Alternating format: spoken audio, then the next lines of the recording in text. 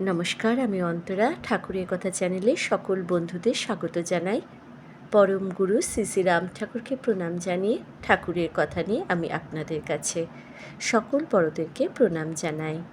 আজকে আমার ঠাকুরের কথায় শ্রী শ্রী রাম ঠাকুরের জন্ম উৎসব মন্দির নোয়াখালীতে তার আবির্ভাব ও প্রতিষ্ঠা সম্পর্কে কিছু কথা বলবো, সঙ্গে থাকবেন।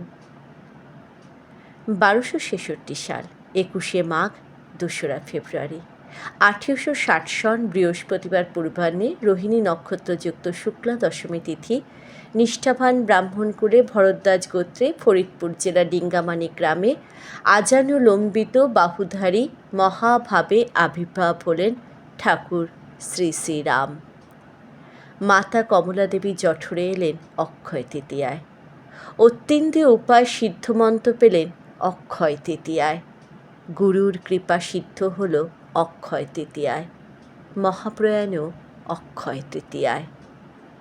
না ছিল গেরুয়া পোশাক, সাধু বেশে না ছিল আড়ম্বর করতেন না, অন্নভোজন করতেন না, নিরন্তর লোক কল্যাণে থাকতেন বিভোর। দৃষ্টিতে ভোজন, মনে হলে সিদ্ধ কিছু গ্রহণ করতেন। তিনি তিলকের মুক্তিদাতা, সর্বভূতে বিরাজিত। তিনি জ্যোতির্ময় অবতার সুধর্ম। পরম দয়াল শ্রী শ্রীরাম সকল ধর্মকে সম্মান প্রদর্শন করতেন। তিনি কোনো জাতি বা সম্প্রদায়ভুক্ত ছিলেন না। বিশ্ব মানবের কল্যাণে ধরাধামে নররূপে অবতীর্ণ হয়ে পরসেবায় পরম আনন্দ লাভ করতেন। গৃহকর্তার ভৃত্যই হোক আপনি সম্বোধন ছিল তার অপূর্ব আচরণ। তার আচার আচরণ উপদেশ বলি যথেষ্ট প্রমাণ।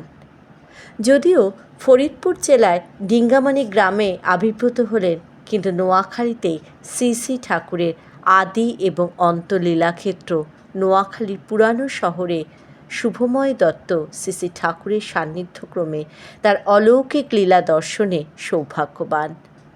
তারই ঐকান্তিক প্রচেষ্টায় শ্রী শ্রী ঠাকুরের সানুগ্রহে নোয়াখালীতে জন্ম উৎসব উদযাপনের অনুমতি পেলেন।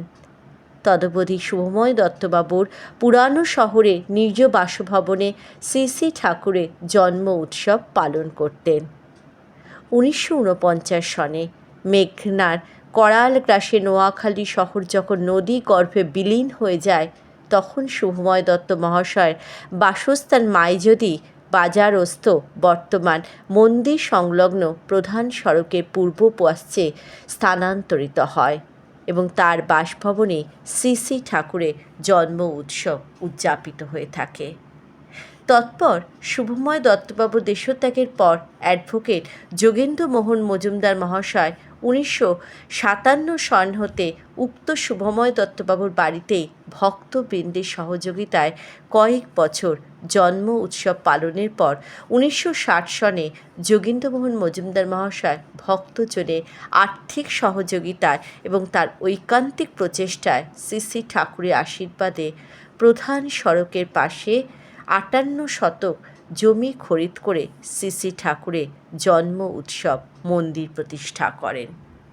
17ই মাঘ 1383 বাংলায় শ্রী শ্রী কৈবল্যনাথের স্বরূপে শ্রীমৎ ভবতোষ বন্দ্যোপাধ্যায় মহন্ত মহারাজ ভক্তদের আকুল আবেদনে শ্রীমন্দিরে আগমন করেন এবং 5 সদস্য বিশিষ্ট একটি পরিচালনা কার্যকরী কমিটি গঠন করেন। শ্রী শ্রী ঠাকুরের আতুল চরণে প্রার্থনা জানিয়ে শ্রী শ্রী কৈবল্যনাথের স্বরূপ শ্রীমৎ মহন্ত মহারাজের আশীর্বাদ পুষ্ট হয়ে উক্ত কমিটির সম্পাদক শ্রী দুলাল গুপ্ত চৌধুরী অক্লান্ত পরিশ্রম করে বর্তমান সর্বসমেত 1.44% সম্পত্তি শ্রীমন্দিরে রেজিস্ট্রি করেন।